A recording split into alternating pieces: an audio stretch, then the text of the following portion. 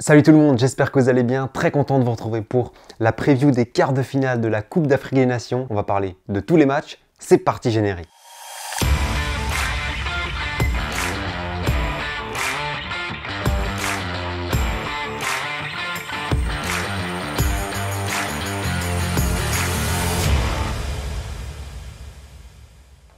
Alors on se retrouve un peu plus tard que prévu, mais j'ai fait une petite pause, l'occasion de bien se relancer pour parler de cette CAN qui nous a livré de belles surprises, de belles histoires, des histoires plus sombres également. On aura l'occasion d'en reparler dans notre débrief sur la CAN qui aura lieu à la fin de la compétition. Aujourd'hui on va parler donc des quarts de finale et des 8 équipes restantes toujours en course pour remporter le trophée et qui sont, vous le voyez sur votre écran, le Burkina Faso, la Tunisie, le Cameroun, la Gambie, le Sénégal, le Maroc, l'Égypte et la Guinée équatoriale.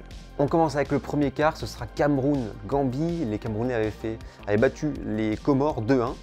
Pareil, la CAN formidable des Comores, on en reparlera en fin de compétition. Et la Gambie a éliminé la Guinée 1-0 et continue son parcours sensationnel. Alors, si on commence par le pays hôte, le Cameroun, je suis pas trop impressionné, et ce malgré Aboubacar et Kambi, mais je ne suis pas sorti convaincu de leur 8e où ils ont joué la 132e nation FIFA à 11 contre 10 pendant 85 minutes avec un joueur de champ comorien dans les cages en plus.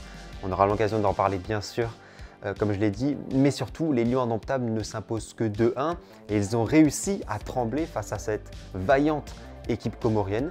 Des signes pas super rassurants. Maintenant, ils ont pas mal de chance puisqu'ils vont jouer une nouvelle équipe novice et qui n'a aucune expérience à ce niveau-là. C'est la Gambie. Partie de tableau assez dégagée, ça alimente aussi les polémiques de favorisation.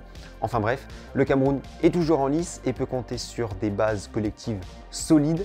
En face, donc, vont se présenter les Scorpions de la Gambie qui, on l'a dit, ont éliminé les Guinéens. Une Gambie fantastique, 139e au classement FIFA. Première CAN et qualification pour les quarts de finale, c'est magnifique et c'est déjà un top de cette compétition. Maintenant, va se dresser une marche beaucoup plus haute que tout ce qu'ils ont déjà vécu dans cette première quinzaine de CAN, c'est le Cameroun, l'un des 2-3 favoris. Est-ce que la Gambie va réaliser le plus grand exploit de son histoire? Je pense qu'il y aura beaucoup de supporters gambiens dans toute l'Afrique. Moi j'aime beaucoup les surprises, donc ce serait super aussi. Maintenant, voilà, le Cameroun reste clairement au-dessus et tellement favori que la qualification semble être inéluctable. Je pars donc sur une qualification des Lions indomptables avec, j'espère, la manière cette fois-ci. Le deuxième quart dans l'ordre, c'est Burkina Faso-Tunisie avec un Burkina qui a sorti en 8e le Gabon au terme d'un match incroyable, une fin de match épique au tir au but. Et la Tunisie s'est offert les Super Eagles du Nigeria. Alors, si on commence par le Burkina, je trouve que c'est une équipe qui a du talent, à l'image de son meneur Bertrand Traoré, qui a été phénoménal. Mais au-delà de ça, c'est une équipe qui va vite vers l'avant, qui se procure des occasions. Ils avaient été dangereux, par exemple, contre le Cameroun. On en a parlé. En transition, ça va très vite. Je présentais le Burkina comme une nation à suivre de cette CAN, capable de belles choses. Et bien pour le moment, il le démontre et arriver en quart, c'est déjà une réussite. Côté tunisien, la CAN avait commencé très difficilement avec 2 défaites contre le Mali et la Gambie et une équipe décimée par le Covid. Mais les Aigles de Carthage ont frappé un gros coup sur la table en éliminant le Nigeria qui avait fait très forte impression. Je suis assez surpris parce que c'est vrai que je voyais le Nigeria passer, mais la Tunisie a montré une belle solidité et une efficacité dans les deux surfaces. Et c'est souvent le plus important dans les matchs à élimination directe. Ce Burkina Faso-Tunisie, c'est en tout cas un match très difficile à lire. J'aime beaucoup l'explosivité des Burkinabés et en même temps la Tunisie a une expérience peut-être plus importante, un groupe peut-être plus solide aussi. C'est difficile de voir un vainqueur. J'ai longtemps hésité et je vois quand même la Tunisie passer. Peut-être un match encore très indécis qui se termine en prolongation ou au tir au but. En tout cas, un match serré qui se jouera sur des détails. On passe ensuite au choc des quarts de finale. Maroc-Égypte, duel d'Africains du Nord pour obtenir le 3e ticket pour les demi-finales. Le Maroc a battu le Malawi en 8e de 1 après un match riche en superbes buts dans le coup franc incroyable d'Hakimi, son 2e de la compétition. Un match plein où les Marocains ont eu énormément d'occasions. C'est clair que leur plus gros défaut de ce match, c'est qu'ils auraient dû se libérer plus tôt, gagner plus largement. Mais l'essentiel est acquis et surtout on sent que règne une belle communion avec leur entraîneur, que le groupe marocain est super soudé. Et ça c'est positif avant d'aborder les quarts de finale. Mine de rien, c'est la première fois depuis 18 ans que les Lions de l'Atlas remportent un match à élimination directe lors d'une CAN. Malédiction brisée pour ceux qui avaient perdu face au Bénin en 8e, de quoi racheter un peu les cœurs des supporters marocains. Face au Lions de l'Atlas, il y aura les Pharaons de Mohamed Salah qui ont sorti au tir au but la Côte d'Ivoire. J'avoue que cette qualification me surprend beaucoup parce qu'après ce qu'on avait vu de la Côte d'Ivoire et ce qu'on avait vu de l'Égypte aussi, je les voyais bien supérieurs, les éléphants, mais c'est le jeu des phases à élimination directe. Et cette fois, ça a encore souri à l'Égypte comme en 2006 en finale, exactement le même scénario. Match où il y a eu beaucoup de situations, les Égyptiens ont énormément tenté, avec, on peut penser à une frappe sur la transversale.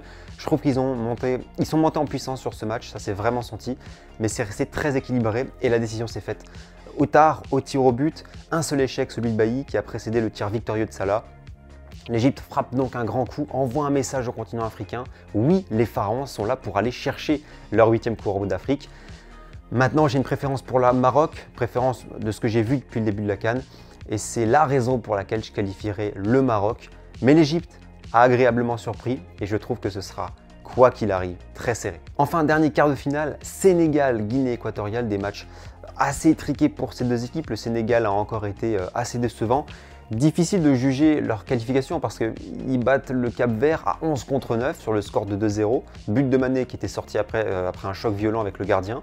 Et Bamba Dieng, premier but pour lui d'ailleurs, avec les Lions de la Teranga. Un match donc vraiment poussif pour les Lions qui restent néanmoins sans but encaissé dans cette CAN et avec un statut d'ultra favori face à la Guinée équatoriale. Une autre belle surprise de la CAN qui s'est offert les Aigles du Mali au tir au but. Après avoir battu l'Algérie en poule, les Équato-Guinéens ont tenu, patienté et arraché leur qualif après une longue séance de pénalty. Un sort cruel pour le Mali, globalement dominateur, et que je voyais comme une potentielle surprise. Ils avaient sans doute un meilleur coup à jouer dans cette CAN, c'est sûr. Les Aigles pourront sans doute se sentir lésés puisqu'ils auraient dû obtenir un pénalty et finir le match en supériorité numérique. Un arbitrage pointé du doigt mais qui ne doit pas masquer le bel exploit guinéen. Beaucoup de belles surprises dans cette CAN, comme quoi on savait qu'elle était très difficile à lire, que c'était une compétition difficile à pronostiquer. Sur ce match en revanche, je vois pas trop de surprises et je dirais donc que les Lions de la Teranga, que le Sénégal rejoindra les demi-finales en convainquant davantage cette fois, je l'espère. Tour d'horizon effectué sur ces 4 matchs, assez surprenant pour certains, bien malin celui qui aurait parié ce dernier top 8. C'est vrai qu'on attendait l'Algérie, le Nigeria, la Côte d'Ivoire plus loin. On a la présence à la place de la Gambie ou de la Guinée équatoriale. À voir si leurs contes de fées vont se poursuivre, ça semble néanmoins beaucoup plus difficile. Cameroun-Maroc et Sénégal-Tunisie seraient pour moi les deux affiches des demi-finales. Et vous les copains, quelles seraient vos affiches des demi? Écrivez-moi ça en commentaire pour lancer le débat. Un grand merci pour votre fidélité, n'hésitez pas à liker la vidéo, vous abonner et activer la cloche. C'est super important, c'est gratuit et ça permet de booster la chaîne. Passez une belle journée, une bonne soirée et on se retrouve bientôt pour la CAN. Prenez soin de vous. Ciao!